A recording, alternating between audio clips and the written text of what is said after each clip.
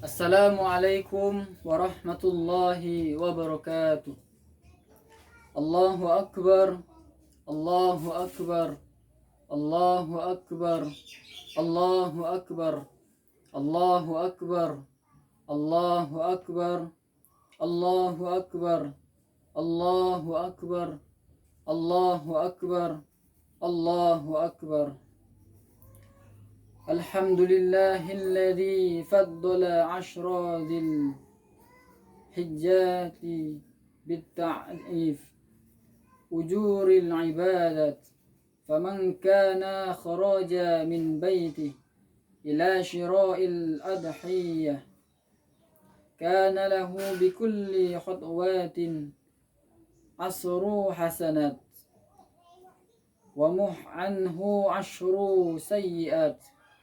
Asyhadu an la ilaha illallah wahdahu la syarika lah al-mujidul mu'dimul makhluqat wa asyhadu anna sayyidana Muhammadan abduhu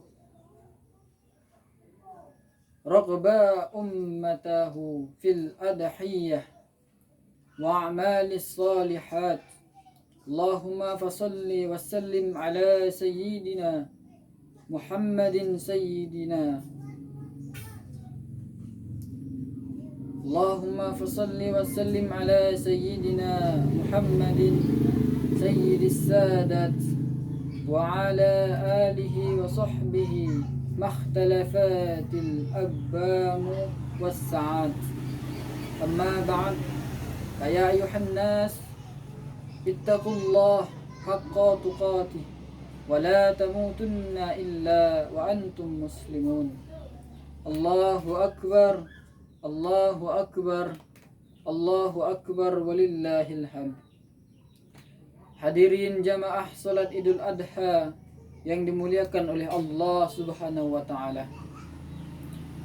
Di pagi yang mulia dan penuh hikmat ini, marilah kita senantiasa meningkatkan iman dan takwa kita kepada Allah Subhanahu wa taala dengan bersyukur kepada Allah Subhanahu wa taala, karena berkat taufik dan hidayahnya kita bisa berkumpul di masjid yang tercinta ini dalam rangka untuk melaksanakan sholat Idul Adha.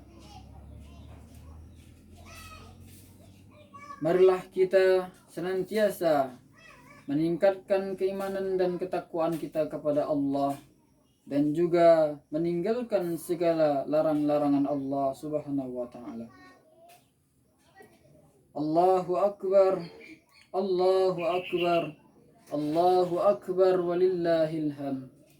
Hadirin jamaah salat Idul Adha yang dimuliakan oleh Allah Subhanahu wa taala. Pada pagi hari ini, ingatan kita kembali mengenang sejarah terjadinya peristiwa yang dialami oleh 3 profil manusia besar, manusia yang agung di muka bumi ini, yaitu Ibrahim alaihissalam, Ismail, dan Hajar alaihissalam. Hari Raya Idul Adha atau Hari Raya Kurban adalah berkat dari sejarah 3 manusia besar itu, yaitu Ibrahim sebagai ayah, Hajar sebagai ibu, dan Ismail sebagai anak, yang diperintahkan oleh Allah untuk disembelih oleh ayahnya Ibrahim. Pada hari ini Allah menguji kekasihnya Nabi Ibrahim agar menyembelih putra kesayangannya Nabi Ismail alaihissalam, sebagaimana itu diceritakan dalam Al-Quran surah As-Saffat, yang artinya, ya Tuhanku, anugerahkanlah kepadaku seorang anak yang termasuk orang-orang yang soleh, maka kami beri dia kabar gembira dengan seorang anak yang amat sabar. Maka tak kala anak itu sampai pada umur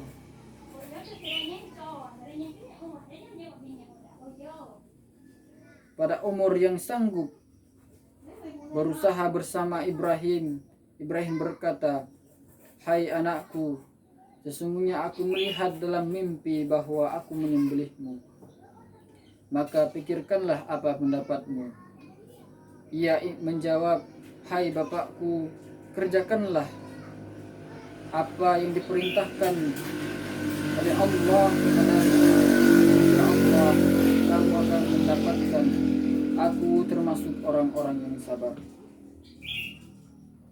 Setelah Nabi Ibrahim mendapat perintah dari Allah agar menyembelih putra kesayangannya, beliau pun tunduk dan pasrah, lahir dan batin. Lalu beliau menyampaikan perintah penyembelihan itu kepada putra tercintanya Ismail. Beliau menyampaikan kepada putranya. Begitu juga Ismail mendengar bahwa perintah itu dari Allah. Maka tanpa banyak pikir panjang lagi, jiwa dan raganya diserahkan semua untuk Allah Subhanahu wa Ta'ala.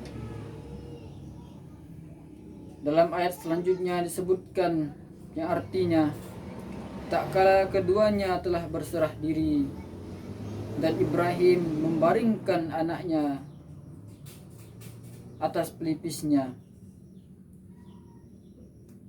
maka nyatalah kesabaran keduanya. Dan kami panggil dia, hai Ibrahim, sungguh engkau telah membenarkan mimpi itu. Demikianlah kami membalas orang-orang yang berbuat kebajikan. Sesungguhnya ini benar-benar ujian yang nyata, dan kami tebus anak itu dengan seekor sesembelihan yang besar. Maka segeralah penyembelihan itu dilakukan. Pada awalnya Nabi Ibrahim alaihissalam mengikat anaknya dan membaringkannya. Namun kemudian Ismail meminta agar ikatan itu dilepas karena malu pada para malaikat yang melihatnya. Kiranya beliau kurang taat kepada perintah Allah Subhanahu wa Ta'ala. Ibrahim pun melepas ikatannya dan menyembelih dengan pedang yang amat tajam yang telah dipersiapkan tepat pada lehernya. Begitu pedang menempel pada leher dan tenggorokan berkali-kali, ternyata pedang tersebut atas kehendak Allah tidak mampu melukainya.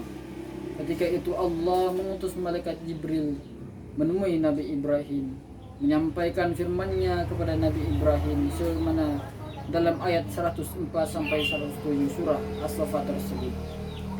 Kemudian Jibril datang dengan membawa seekor kambing dari surga. Kambing diterimakan kepada Nabi Ibrahim sebagai ganti dari anaknya Ismail.